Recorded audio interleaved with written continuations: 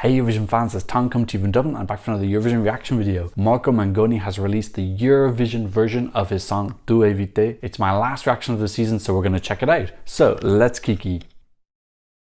As always, timestamps are going to be in the progress bar if you want to skip straight to my reaction. I do want to talk about SanRemo and what's going on with that first, because it's something that got me very fired up this year. So if you want to skip straight to my reaction, I will leave number up here. Hopefully I have left a number and I'm not pointing at nothing. So I have actually reacted to this song one time before. I did my top 10 from SanRemo this year. The reason I did that is I originally reacted to night 1 and I just didn't like very many of the songs, and then I reacted to night 2 and I liked a lot of them. So rather than having a very miserable video and a very happy video, I just made a top 10 and reacted to that. I need to emphasize at this point, I'm not a SanRemo expert. I don't think I am. I am aware that SanRemo is not a national final. A national final, SanRemo is not. SanRemo non è una finale nazionale. I know. I guarantee you I will still get a comment in the comment section saying SanRemo is a national final, we'll send whatever we want. I know. I literally have been told this around 500 million times in my life. I have nightmares about people telling me that SanRemo is not a national final. I know it isn't. That's my biggest problem with it, is that it is not Eurovision focused. Anyway, I thought this year was pretty good. I had lots of songs I liked. My favorite was Vite from Elodie. My issue was that becoming more and more apparent that girls are just kind of like shut out from the whole process. So this year, the final 5 was all men. Those 5 took up 72% of the televote. The highest ranked girl was 6th, was Madame. She got less than 4%. I thought that she had a very clever song with really cool lyrics. She sang it impeccably. It feels a little bit to me as an outsider looking in that there is this like unwritten thing. This is like unwritten criteria for what has to be successful in SanRemo. And yeah, Marco Mengoni actually mentioned it as soon as he got on the stage. It was the first thing he said was, "It's really sad that there's no women up here," which I had a massive amount of respect for. He was totally saying what was on my mind. Yeah, look, Italy haven't sent a girl since 2016. Francesca Michelin, she didn't even win. Stadio won that year. They refused to go. So the last time a girl won SanRemo was 2014, 9 years ago. That is not statistically normal. And I know Victoria played guitar in Måneskin, but I'm talking about like the lead singer being female. 9 years. And in Eurovision, it's been 7 years since we had a girl, Francesca Michelin. I've read the comments from Italians, a lot of them saying that it's female fangirls of these male acts who are pushing them forward. Other people telling me that it's an older generation who likes this more traditional Italian ballad like Marco Mengoni. That's fine, but it feels frustrating for me as an outsider watching SanRemo, which is not a national final, urging on some of the female songs, which I really enjoy, like Elodie and Madame this year. They don't have a chance. They're just like eliminated because of their gender, it seems to me. That is my perception. Please feel free to correct me if I'm totally wrong. I guarantee you there will be someone trying to gaslight me in the comments saying that women haven't won in 9 years because they haven't sent any good songs in 9 years. That's coming. I promise you there will be one comment. That'll probably be the same comment that's telling me that SanRemo is not a national final. It's like they'll try and get into one big, awful, toxic comment. In any case, I was waiting for this Eurovision revamp to come, so I haven't reacted to this song since. He's taken his time about it. There was some rumors that possibly he was even going to change the song. In the end, it seems he's gone with Due Vite. They've shortened it down. They had to chop 46 seconds off. I think they've made some other small changes as well. I'm looking forward to this. It's pretty low in my rankings right now, but I'm hoping that he'll give it a little bit more life so it can move up a bit. And I really like him. I think, like I said, he super impressed me by what he said on the stage. And also he is possibly LGBT+, so I'm supporting him from that aspect as well. Audio will almost definitely get copyrighted, so I will have to alter it. Wanna know my superfan? Ooh, pretty starting. I don't remember if this is different or not. It sounds a tiny bit faster, maybe. Like it's gotten to the point a lot quicker. Oh yeah, it's definitely faster. That's good now because it's differentiating himself from L'Essentiale, which is very slow. Oh yeah, it's kind of, I'm not saying it's dancey, but it's definitely faster. Oh yeah. John, I actually like it a little bit more. It feels like it's got a tiny bit more energy, a bit more of a pulse. Yeah, this instrumentation makes it a little bit less like him on his own ballad. Yeah. Oh, I like what they've done so far.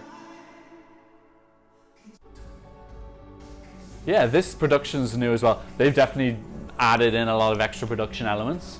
Feel like they're trying to reach out to the European audience a bit more.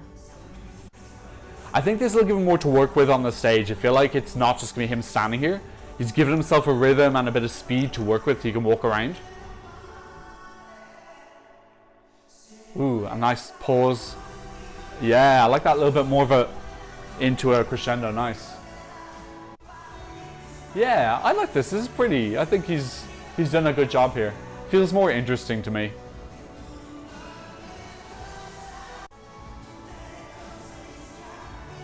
Yeah, like the main essence of it is still there. And a bit more of a swell now coming towards the end. I like these ad-libs, these are pretty.